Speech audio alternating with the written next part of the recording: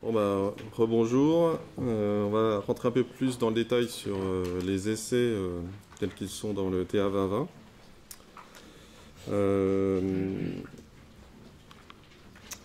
On va d'abord reprendre les différents types d'essais qui ont été retenus après quelques discussions. Et puis après, on rentrera un peu plus dans le détail sur la façon dont se déroulent ces essais et puis les critères de réception qui ont été retenus.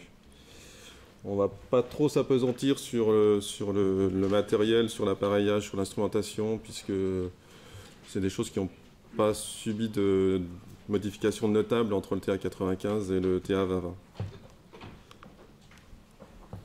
Alors, différents types d'essais. Paul vous en a parlé, enfin, vous a projeté un peu tout à l'heure le tableau qui est dans annexe B, parce qu'au sein du groupe de travail, on a eu quand même quelques discussions sur quels termes on gardait pour nos essais de tirants, en sachant qu'au niveau européen, clairement, il n'y a plus que 3 types d'essais. Les essais à la rupture, les essais de contrôle et les essais de réception. Donc après nos discussions, on a décidé de retenir les termes qui sont en gras, c'est-à-dire les essais à la rupture qui se déclinent en 2 catégories, les essais préalables et les essais de conformité. Tous les deux sur des tirants d'essais non inclus à l'ouvrage.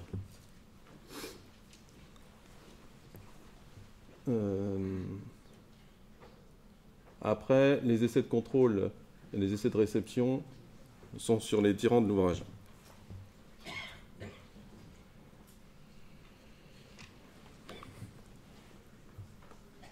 Alors, on rentre dans le détail un peu plus pour ce qui est des essais à la rupture. Alors, ils ont 2 objectifs. De vérifier que le tirant peut être soumis à une traction imposée, ou alors d'atteindre la rupture du scellement. Donc ces 2 objectifs sont ce qui décline entre essai préalable et essai de conformité.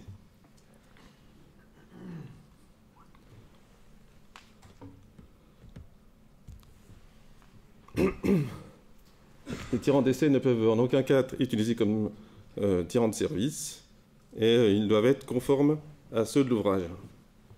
Alors par conformité, on entend le même méthode de perforation, la même technique de fabrication, la même mise en place et la même injection.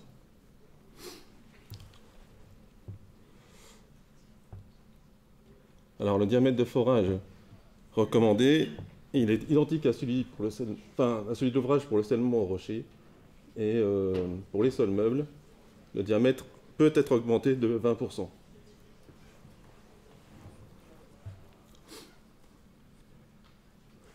Les figures qui sont présentées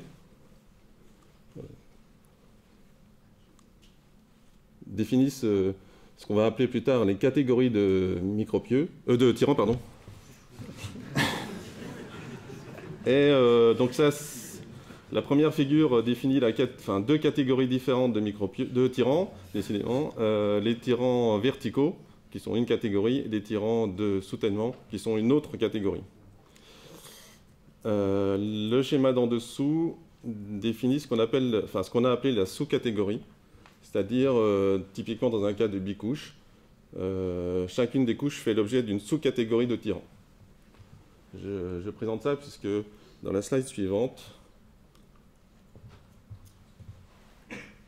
le nombre d'essais préalables qui est décliné dans ce tableau-là dépend des catégories et des sous-catégories tirants d'ancrage. Donc, on va parler maintenant des essais préalables. Alors, les essais préalables, ils sont obligatoires pour les tirants scellés dans des terrains qui sont cohérents, susceptibles de fluer.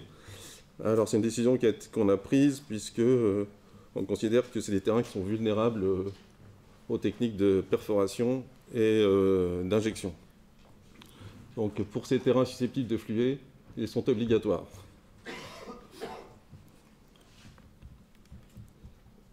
Alors ils sont utilisés en fait pour concevoir et dimensionner l'ouvrage. Le nombre minimum de ces essais est de 2 par catégorie. Et ils peuvent être supérieurs en fonction du nombre de tirants de l'ouvrage, c'est-à-dire le nombre de tirants de l'ouvrage, c'est cette colonne-là, et le nombre d'essais de tirants, c'est cette colonne-là. Pour chacune des catégories de tirants et sous-catégories de tirants.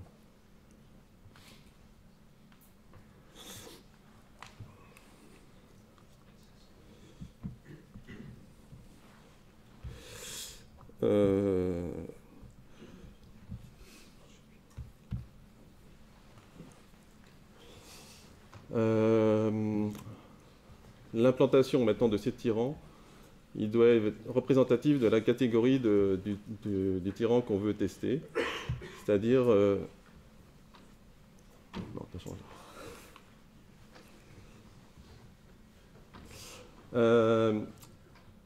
Ce qui sous-entend qu'on essaye d'avoir l'ancrage qu'on veut tester dans le même horizon que celui des tirants de l'ouvrage, avec des inclinaisons qui sont sensiblement identiques, c'est-à-dire qu'il est interdit de faire des essais de tirants verticaux si les tirants sont des tirants de soutènement inclinés.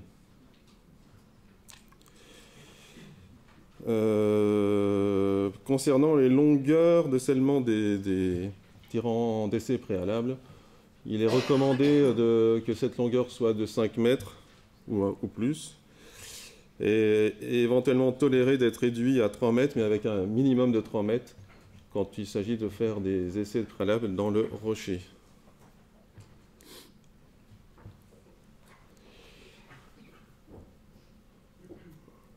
Alors après intervient la charge d'épreuve, la définition de la charge d'épreuve.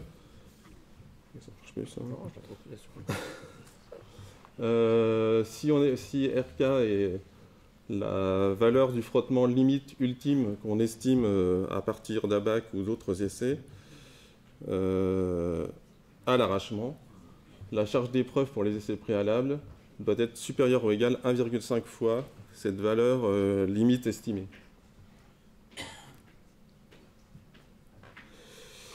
Et donc, de ce fait, on dimensionne l'armature de telle façon que la résistance conventionnelle maximum, ce qui s'appelle Rmax dans les nouvelles normes, soit supérieure à la charge d'épreuve qu'on a retenue. Alors, il y a une petite différence par rapport à le TA95. La charge Rmax n'est plus limitée par 90% de la limite élastique, mais par un double critère, la plus petite des valeurs entre 95% de cette limite élastique et 80% de l'attraction à la rupture. C'est une différence par rapport au TA95.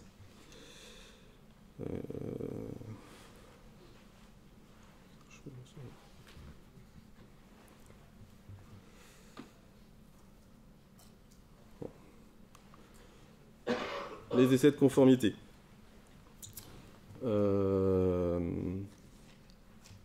Ils ont pour objectif cette fois-ci non pas de déterminer un effort d'arrachement ultime, mais de vérifier le coefficient de sécurité que l'on a sur un prédimensionnement issu de calcul ou d'autres essais. Il y a des cas où ces essais de conformité sont obligatoires. C'est le cas où il n'y a pas eu d'essai préalable sur le site. Le cas où l'entreprise qui fait l'ouvrage, enfin qui a réalisé les tirants de l'ouvrage, est différente de celle qui a fait les tirants d'essai préalables. Il y a aussi un autre cas obligatoire qui est le cas où l'entreprise a fait des essais préalables mais décide de changer de technique. Alors ces essais de conformité sont à réaliser en tout début de chantier sur des tirants qui sont intégrés ou non à l'ouvrage mais qui ne serviront pas ultérieurement. Alors, on a admis quelques cas de dérogation à ces essais de conformité dans le cas où l'entreprise peut prouver qu'elle a réalisé 2 essais à la rupture dans des horizons géotechniques équivalents proches du chantier. Cette possibilité est assortie d'une contrainte enfin, oui, d'une contrainte, de devoir réaliser 2 essais de contrôle supplémentaires, ou éventuellement d'instrumenter les tirants.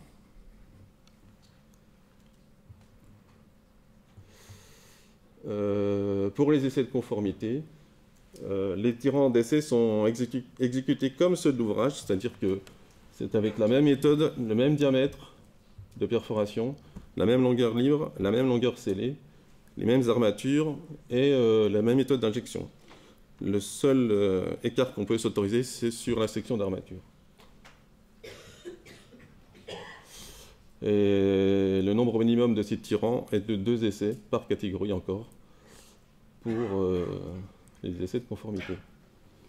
Comme on ne veut pas forcément vérifier, atteindre la rupture du scellement, la charge d'épreuve dans ce cas-là est limitée à l'effort ultime et évalué par les ABAC de prédimensionnement. C'est la différence avec les essais préalables. On a la charge d'épreuve qui est égale à RK, qui reste inférieure ou égale à Rmax forcément. Alors, après aussi de discussion sur la détermination de la valeur qu'on mesure sur ces essais de conformité, on est resté sur les caractéristiques du TA95, c'est-à-dire le palier sur lequel est obtenue la plus petite des 2 valeurs, 10-4 LL ou 1 mm. Avec quand même une modulation dans le cas où on obtiendrait au cours de l'essai une traction critique. Alors la détermination de la traction critique est inchangée par rapport au TA95. Donc on se trouve dans 2 cas. Soit on n'a pas identifié de traction critique au cours de l'essai de conformité. Dans ce cas-là, on retient comme traction de service, enfin, RCRD, le minimum entre la valeur RCRD qu'on a déterminée au cours de l'essai et la traction initiale de la note de calcul. Et dans le cas où sur l'essai de conformité on obtiendrait une traction critique, alors ça remet en cause les hypothèses de dimensionnement de la note et on retient comme résistance critique de fluage la plus petite des 3 valeurs, la valeur de la note, la traction PM mesurée ou 0,9 fois la traction critique.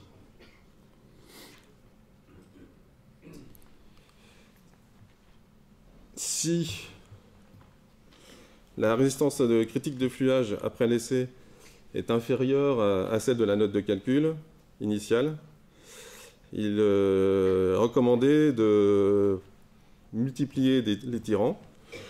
Enfin, il y a plusieurs possibilités pour parer à ce problème, soit la multiplication du nombre de tirants, soit allonger les tirants pour reprendre la traction de service qui était évaluée dans la note de calcul. Et cette solution d'allongement peut impliquer des essais supplémentaires.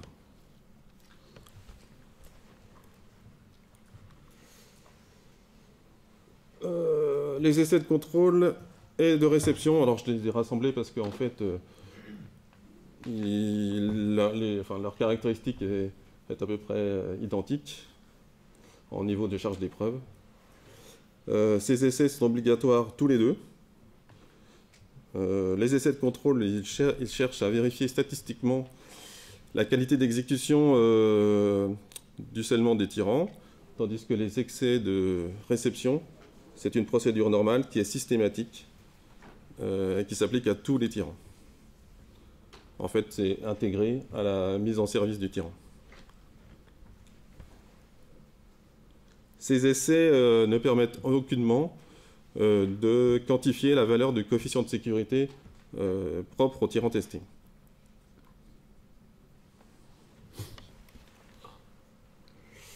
Alors, si on rentre après sur le nombre d'essais de contrôle, c'est resté comme le TA95, c'est-à-dire un essai de tirant par tranche de 40 tirants d'ouvrage, avec minimum 3 essais par chantier. Quant aux essais de réception, ben, comme on l'a dit, c'est tous les tirants qui sont testés. La charge d'épreuve, alors on a un coefficient qui en fait est le même que celui qu'on avait avant, c'est-à-dire 1,15 fois la traction de service pour les tirants provisoires et 1,25 fois la traction de service pour les tirants permanents. Toujours en respectant la limite conventionnelle de l'armature.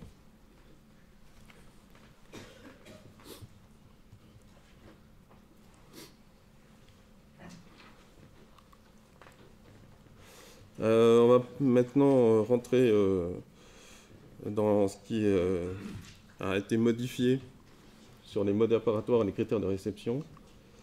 Comme ça a été évoqué tout à l'heure, la 94-153 est annulée depuis le mois de fin novembre 2019 et elle est remplacée maintenant par la norme 22-477-5 qui définit les modes opératoires des essais. Alors, cette norme, c'est une norme NFEN ISO.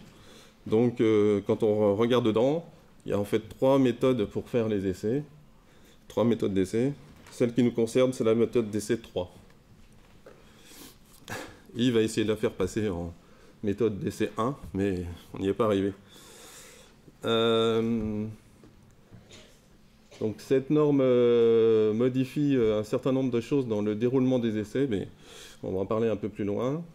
Et contrairement à la 94-153, elle traite aussi de l'essai de réception, ce qui n'était pas le cas précédemment. Alors, pour faire un petit clin d'œil, la norme NFP 94-153, elle était parue en décembre 1993. C'était une des raisons pour laquelle il avait été décidé de mettre à jour le TA 86 et donc la diffusion du TA 95.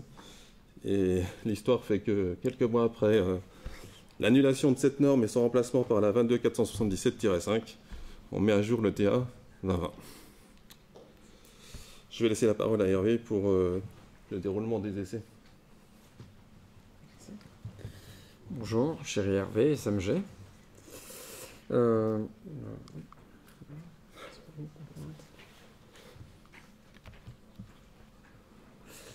Donc, les changements qui évoluent par rapport à ce qu'on connaissait sur les essais à la rupture.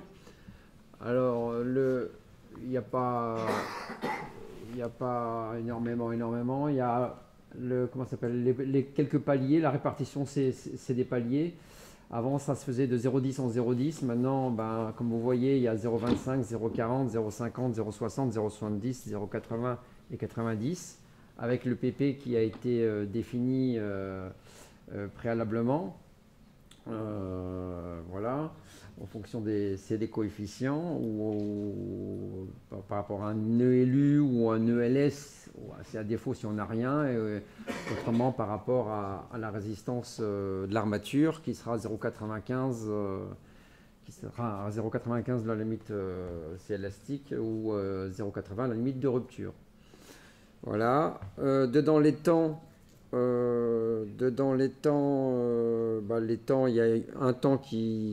y a deux temps qui varient un petit peu. Le 7 minutes est apparu, alors qu'il y était plus il était dans les précédents TA, mais plus dans le dernier. Et avant, on avait aussi 40 et 50, et maintenant, on a la mesure à 45. Voilà. On reste sur... alors, avant, il y avait côté préalable, il y avait 2 essais. Il y avait 2 programmes de chargement, pardon. Il y avait un premier essai qui était sur 8 heures et le deuxième qui était sur 10 heures. Ici, on retrouve un seul et unique essai qui est sur 8 heures. Voilà, avec des paliers de 60 minutes. Alors, je ne sais pas la suite. Qui peuvent être écourtés, sur les 2 premiers. À 30 minutes en fonction d'un critère de fluage. Voilà.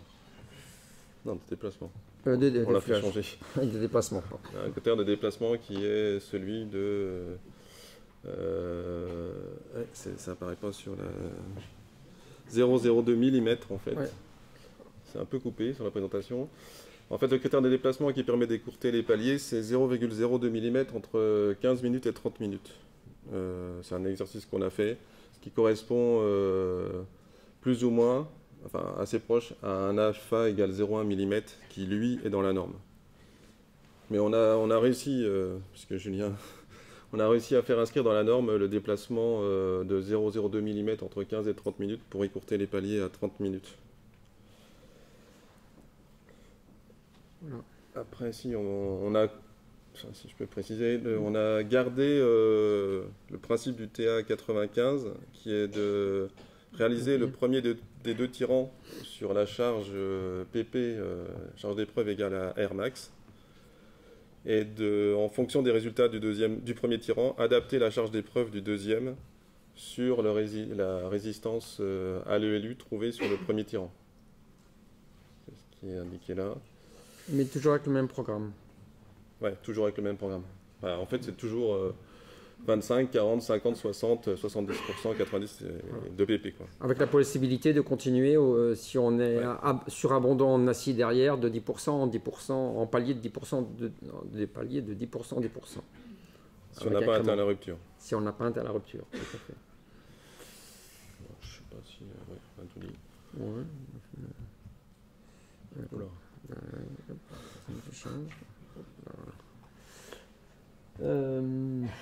Après, les modalités pour arrêter l'essai à la rupture restent les mêmes, avec le delta et le S. Ça, c'est strictement identique. Ou alors, après, il y a un deuxième critère qui intervient par rapport, si on considère que la pente, si on a calculé que la pente alpha au cours de l'essai a dépassé 5, alors à ce moment-là, l'essai peut être arrêté. Alors cette valeur, elle ne tombe pas forcément sur un palier. On peut le voir, on ne peut pas s'en apercevoir immédiatement. On peut atteindre le palier supérieur et après avoir une rupture. On peut le constater, on le constatera dans un deuxième temps lors du tracé. Voilà.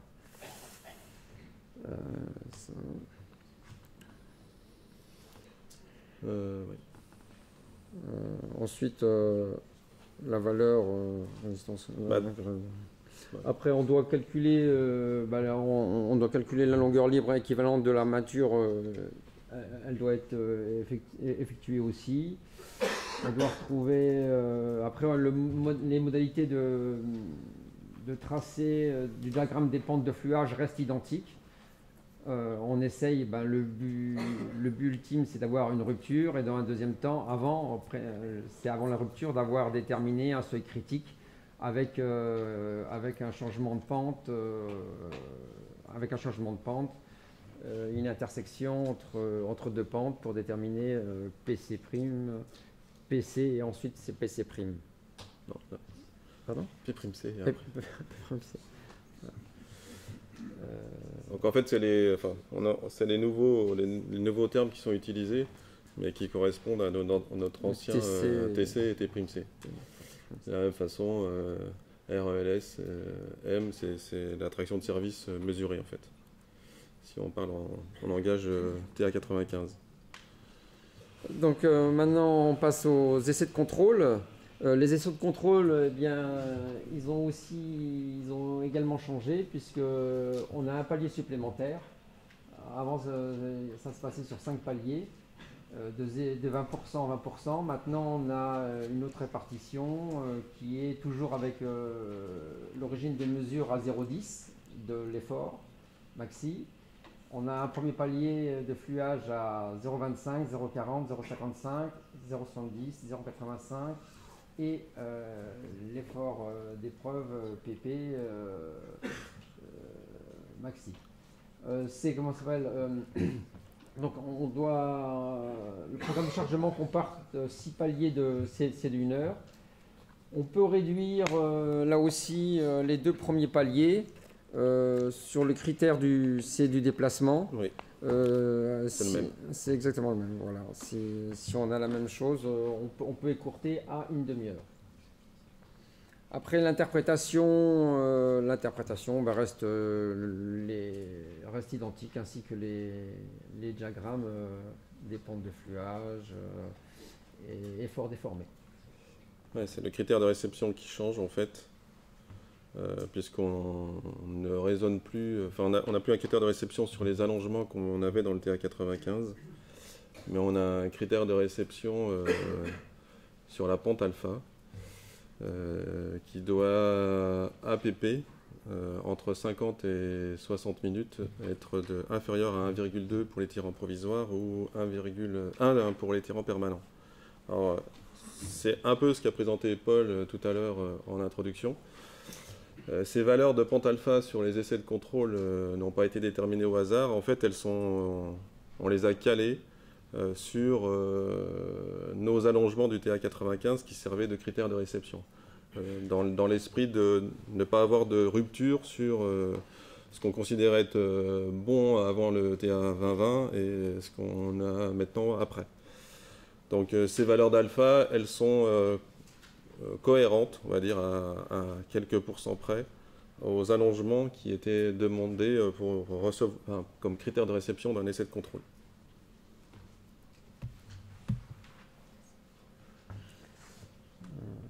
Les essais de réception, c'est un peu l'équivalent concernant l'interprétation de ce qu'on vient de citer, où on a fait c'est la correspondance. Oui. Voilà, pour tomber par rapport à des éléments connus et référencés dans le précédent TA. Après, la durée des paliers reste identique, de 15 minutes en terrain non fluent, quand c'est susceptible de fluer une demi-heure, avec la prolongation si on ne respecte pas le critère. Ouais, une des nouveautés, c'est que la norme ISO 22477-5 fixe les valeurs des points intermédiaires, ce qu'on n'avait pas avant. C'était un peu laissé au libre arbitre de l'opérateur. On demandait que ce soit régulier. Maintenant, ils sont fixés en fonction de la charge PP. Pour rentrer un peu plus dans le détail sur le critère de réception, on conserve une des exigences du TA95, c'est d'avoir la courbe de déplacement qui est entre le fuseau constitué de l'allongement de la longueur libre et de l'allongement de la longueur libre plus la demi-longueur scellée. Et puis les critères concernant, dont on a parlé, enfin Paul a parlé tout à l'heure, concernant les pentes alpha. Alors si on a retraduit ça pour regarder un peu la même ordonnance que dans le TA95, mais dans le TA2020, et comme ça a été présenté, l'ordre est inversé, c'est-à-dire qu'on considère que le cas général, c'est un essai avec de 30 minutes pour tous les terrains, et que le cas particulier devient le terrain non susceptible de fluer. Pour ce qui est des terrains non susceptibles de fluer, les discussions en groupe de travail ont conduit à considérer que sur des paliers qui sont courts de 15 minutes, notre critère de réception sur l'allongement entre 3 et 15 était tout aussi pertinent que le alpha, donc on a décidé de conserver ce critère-là pour les essais qui sont d'une durée de 15 minutes dans les terrains non susceptibles de fluer. Par contre, à partir du moment où ce critère ne serait pas rempli, on passe sur des essais qui vont faire 1 heure, et dans ce cas-là, on applique le critère avec les pentes alpha à respecter. Et encore une fois, ces pentes alpha sont cohérentes avec les allongements qu'on avait sur les essais de réception décrits dans le TA95. Pour ce qui est des terrains susceptibles de fluer, là c'est directement un critère de réception sur la valeur du alpha, avec une prolongation à 60 minutes, dans le cas où ce critère ne serait pas respecté. Voilà, je crois qu'on a fini.